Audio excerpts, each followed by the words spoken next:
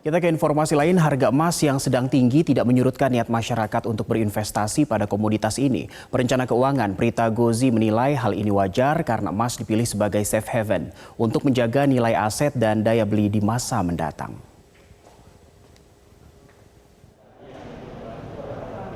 Harga emas terus naik seiring dengan preferensi masyarakat dan investor yang ingin berinvestasi di aset aman. Tren peningkatan ini mendorong masyarakat berburu emas sebagai instrumen investasi.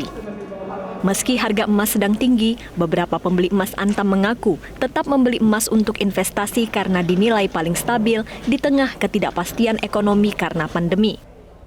Menurut saya emas itu kan satu harganya naik terus ya.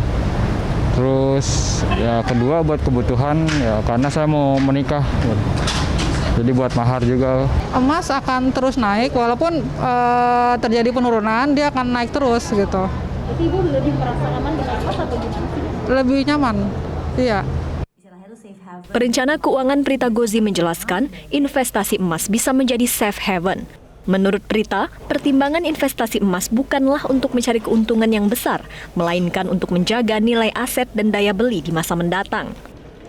Istilahnya itu safe haven, dan emas itu sudah sangat dikenal sebagai aset investasi yang bisa menjadi safe haven untuk banyak rumah tangga. Nah, arti dari safe haven itu sendiri sebetulnya bukan mencari keuntungan yang berlebihan, tetapi bagaimana bisa menjaga nilai kekayaan dan menjaga daya beli kita di masa depan meskipun kondisi pasar yang sedang bergejolak. Kepala Riset Proust Capital, Alfred Nainggolan memprediksi harga emas masih berpeluang naik 8-10% karena tingginya ketidakpastian ekonomi global.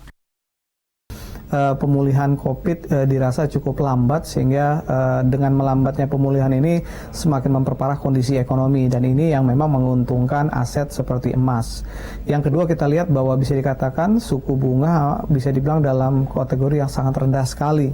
Jadi kita lihat yield yang cukup rendah dari beberapa negara ini yang membuat emas jadi kelihatan menarik. Selama beberapa waktu terakhir, emas konsisten berada di harga $1.800.000 per ons atau tertinggi sejak tahun 2011. Hal ini dikarenakan kekhawatiran pasar akibat pandemi COVID-19 yang mengganggu ekonomi global.